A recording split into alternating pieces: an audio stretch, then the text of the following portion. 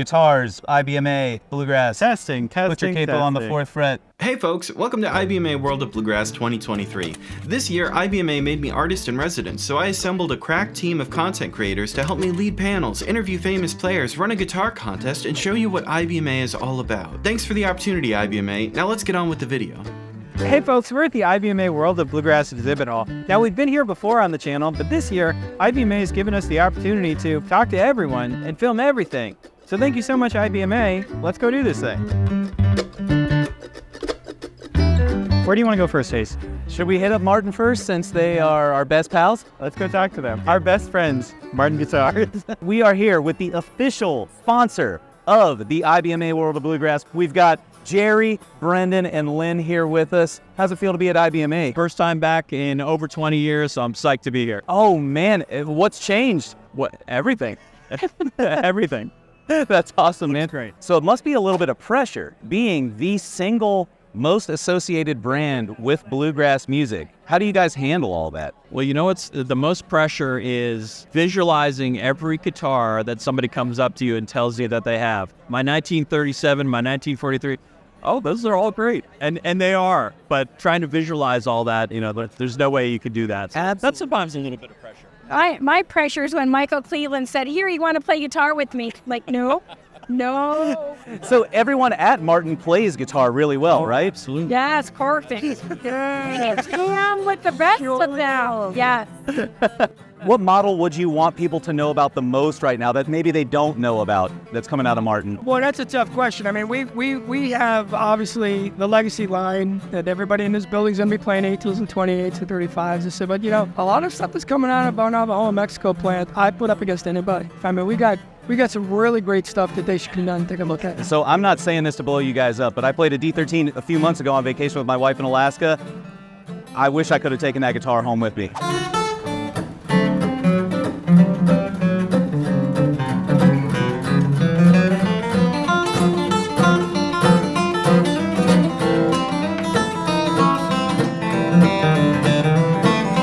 Well, can you tell me a little bit more about your string line? Well, first of all, there's a new string out in the Lux series called Kovar. And the Kovar strings are a nickel cobalt combination. So it's similar to the Monel strings that everybody here, if we were doing this festival 40 years ago, all the performers would have had Monel on their guitars, right? So this new Kovar string is really exciting because it's real even out of the box. It's mellow. It's not Monel mellow, and it's not as bright as Phosphor Bronze or Broads. It's right in the middle there. So it's a really exciting new string. It really is. You do a wonderful job, and I love your videos too. I mean, you bring some humor into it that you know. When I get really frustrated, really kind of breaks it up. And like, yeah, you know. So let's track Marcel around, give him a hug. I mean, yeah, this deserves a hug. Yeah. Yeah, let's do it. Yeah, let's do it. No problem, man. No problem.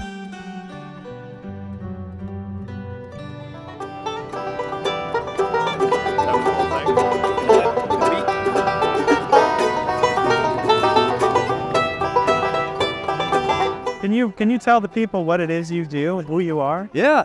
My name is Daniel Patrick, and I have a podcast called Mandolins and Beer. I interview some of the best in the business, up-and-comers, just anybody who plays mandolin really for professionally or for a living. And I don't know, I just love talking about mandolin, and I want to put it out in the ether, and it's just there forever. And so maybe in 100 years from now, somebody will be typing mandolin in the internet, and it'll be like, oh, David Grisman interview with I like mandolin, I like beer, and I like Grisman. And I'm like, yeah, exactly.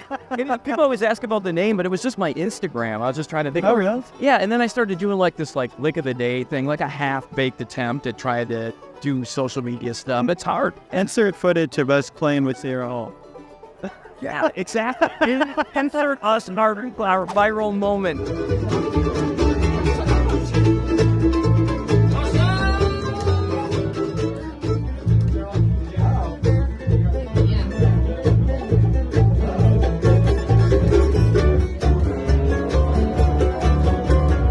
All right, folks, I am here with my buddy, Keith Billick of the Picky Fingers Banjo Podcast. Keith, how's IBMA treating you so far, bro? IBMA is wonderful. It's always a great reunion of new and old friends, and getting to lose my voice, as you can probably hear, and we're only like halfway through it. Just get that growly baritone by the end of the week. You know Exactly. what I mean? It's more Yeah. sophisticated.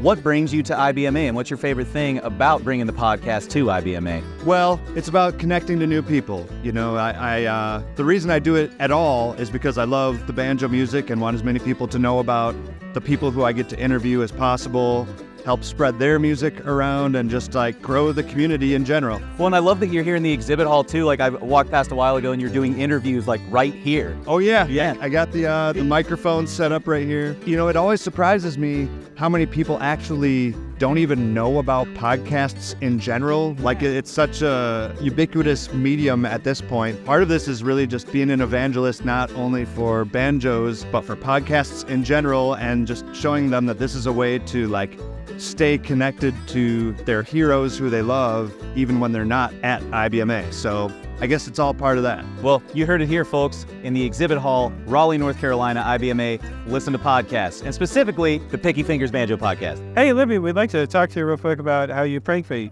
Yeah, it was one of the best things I've ever done in my life. I would agree. And I've only known you for a day. But you can find out more about this on Libby's YouTube channel, which is called Libby's Bluegrass videos. And we can't buy this one and you took the clam back. No. We'll be seeing you later. Watch your back.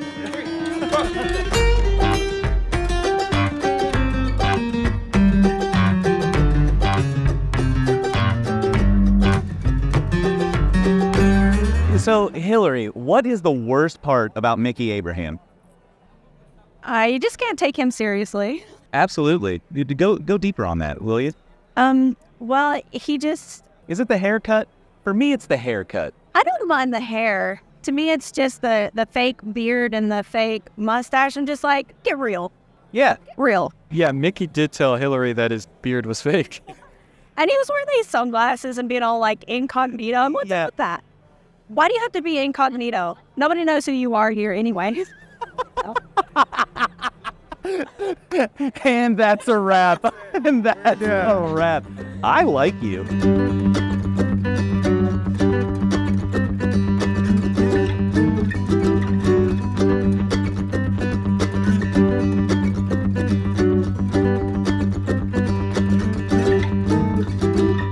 Hey, how do you feel about Molly Tuttle switching to mahogany back in size? Oh, that's absolutely been one of the biggest problems in bluegrass today. I believe there's a panel on this, actually, that happened because people were just mad. They need to know. They need to know. Mahogany guys, I know there's a lot of great guitar players that love mahogany. Molly, no.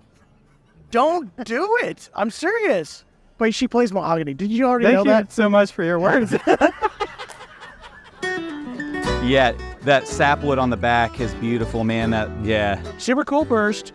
I've never seen it before, but I also got to pick this absolutely gorgeous Madagascar set, which is just beautiful. And yeah, I want to keep it. Do you think that's something Molly would play? It's rosewood, man.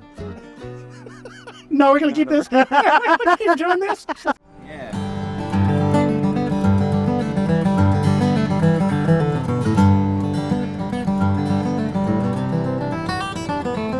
This is the problem with having a music store is I never get to keep the guitars that I think I want to have.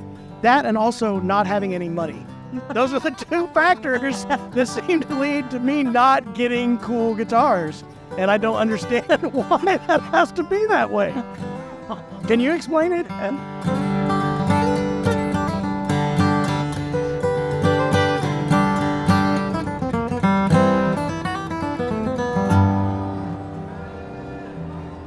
You know, you came into this booth at like the end of a day, which is probably not good for either one of our channels. I'm not sure. We'll post it on my channel. Oh, no, it'll be good for your channel. Yeah. No one watches Aces. Oh, exactly. That's why it is that it's good. No, that's not true. You know that's not true. Okay. Well, moving on. This Please, is so good. Please move on.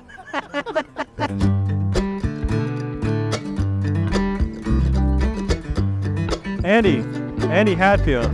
How you doing? Andy, tell me, how do you feel about Molly Tuttle switching to mahogany back inside? Well, what I heard is that it's laminate. I heard that it's rosewood on the inside and mahogany on the outside. I heard it was sapele, not even mahogany. You know what I mean? And that's how she gets the speed. Yeah, that's where the speed That's comes where the from. speed comes from. Yeah, exactly. Yeah. Their guy told me it. He's around here somewhere. I don't know. He was tall. Hey everyone, thank you so much for watching this video. This tour of the IBMA exhibit hall. We'll probably be back next year, but until then, y'all have a good one. We'll see you later. Excuse me, Alan, how do you feel about Molly Tuttle switching to rosewood back inside? Oh, I think it's great. You think You got to find your right tone. Do you think this is a win for the rosewood community? You know, I fall in both camps. I'm both rosewood and not rosewood, so What would you tell to someone who is a fan of mahogany and they're hurt by the I would just say, you know, keep your mind open.